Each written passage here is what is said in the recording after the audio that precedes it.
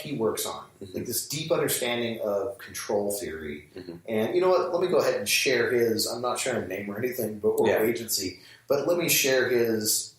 And this is kind of anecdotal, but this guy, I mean, knows this stuff. Amazing engineer, clear after talking to him for 3 hours, and he's like, I don't know when it happened, but we all agreed in the field that anyone who graduated in the 90s or later is damn near useless until we kind of fix their thinking. They don't think properly. They don't think through all of the implications of what they're building. They just kind of slap it together. They're not thorough. They're not paying attention. And it takes a lot of work to get them in the right headspace to design stuff that is mission critical, that lives are on the line. You can't screw around. No. And this is where in tech we love screwing around. Yeah. Because I mean, like that's an okay mindset if you're building maybe Snapchat. If the package doesn't get here till tomorrow, no one dies. No, not ever. When you're building rockets and we'll come back or systems like that, like automation, like self-driving cars. That's a good scenario. Yes. Yeah. So we have techniques. We can apply formal methods. We actually have some amazing people in Arizona, again, none of whom I can really name. They've done a lot of work that they are legally not allowed to share with the public. But we have people who've been applying formal methods, and formal methods using full-on math. There's a thing called the Curry-Howard correspondence. I was just amazed when I read about this. I think the first person who told me about this was David Koontz, and he is an amazing programmer locally. The previous podcast that I did, I don't remember if we managed to pull all those episodes over to YouTube because Twitch deletes your stuff after a little while. Which, really? Yeah, I think people are just playing video games and no one cares. So unless you mark it as please don't delete it, and actually not just mark it, you have to pull out clips and highlights. Otherwise, it just deletes it. So anyway, we lost a lot of the work we did on our podcast, but we had David on, and he runs a local group called Functional First Phoenix, which is where all the rocket science programmers hang out, talking about ML and Haskell and Lisp and type systems and category theory and the brain melting, the amazing, awesome stuff, which again, lets you build software that's really, really solid. Right. So the Curry-Howard correspondence says that for every mathematical proof, it corresponds to an implementation in a Turing-complete programming language and vice versa.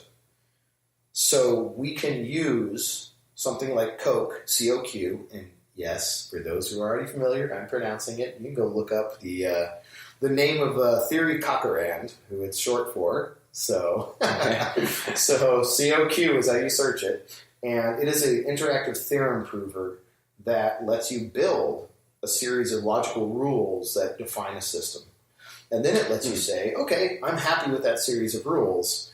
Give me the code that implements that," and it will backfill the code that gives you the system you just created. Now, it can't use it for everything, and it's still currently a bit beyond normal programmers and normal humans' ability to just play with this and spit out a program that does something useful. But there's plenty of research there. Yeah. There's plenty more research that's still classified. We know how to build software that is mathematically, not just tested, because testing can prove the presence of bugs, but it can never prove the absence of bugs. There can always be one more test case you forgot to write in that's not running, and there's a bug. Whereas a formal proof is an exhaustive proof of every single thing that could possibly happen with that code. You want to know what it does? Go look at the proof. It'll tell you. Real quick. Sure. Because a lot of people, I'm sure, listening don't know about programming at all. So it's a very high level. Yeah, we could bring it back down. No, which is fine. I don't have a problem with it. Just explain kind of what a bug exactly in a programming language is. So this is perfect. I actually just gave a talk yesterday on secure programming practices, and that was a big part of the presentation.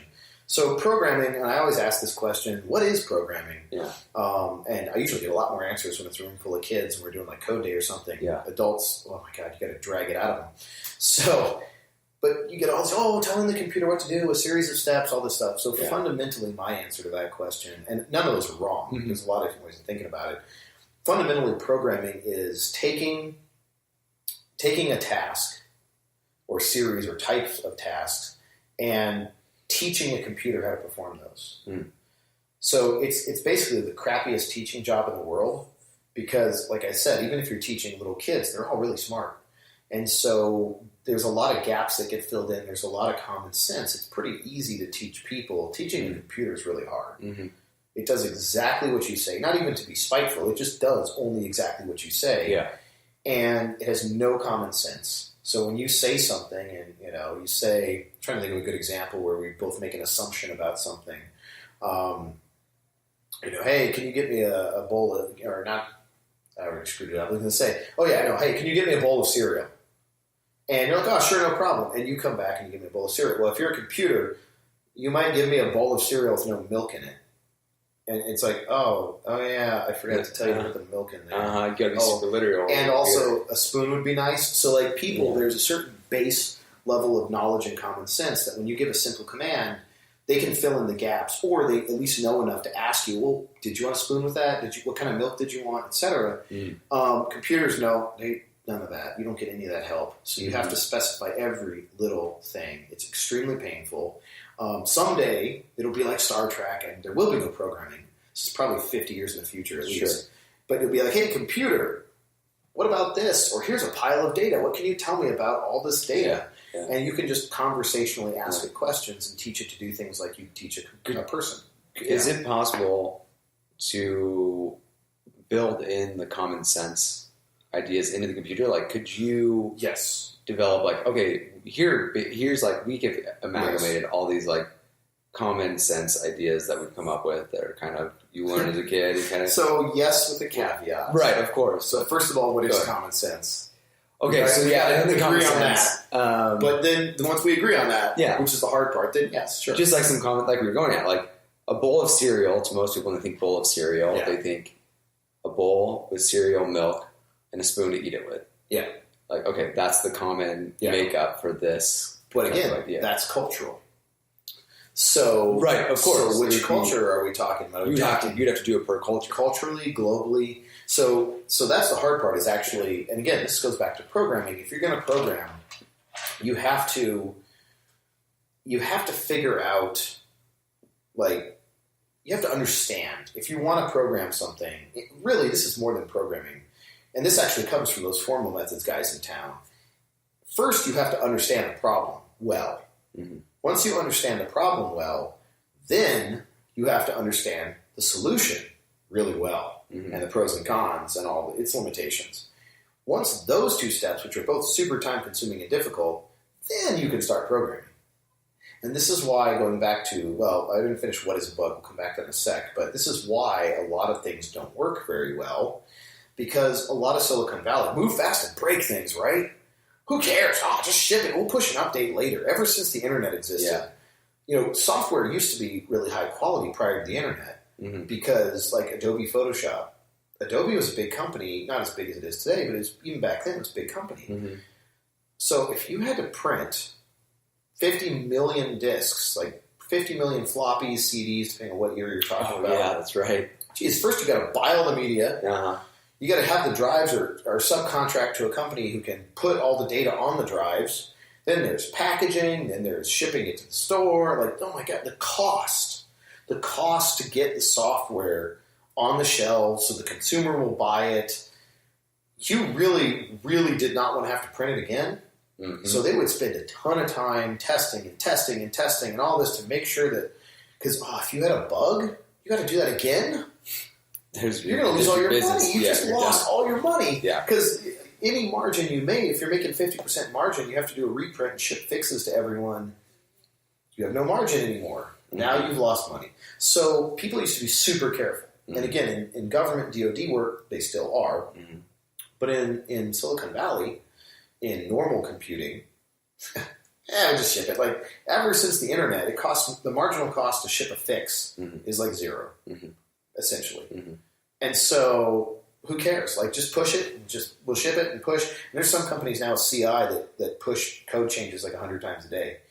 So you're not even really sure, like, when you use their website in the morning and you use their website in the evening, you're not actually using the exact same website. Mm-hmm. You're using maybe a slightly different version. Mm-hmm. And when you bring in A/B testing and all that, like, this is also why it's so hard to find and deal with bugs.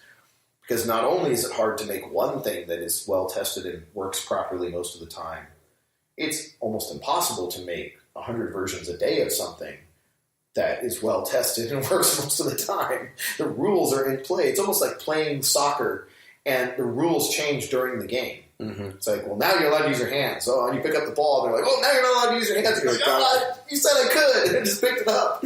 So it's not fair. Like, it's changing out from under you. It's almost an impossible situation to be in, and that's where we are. Yeah. Things are moving so fast that the idea of properly specifying, properly testing is almost becoming impossible. So what we need to do is slow down a touch and say, so first, let's understand the problem. Instead of just throwing code at it and seeing what happens, let's try to actually understand what we're going to do. And look at Facebook.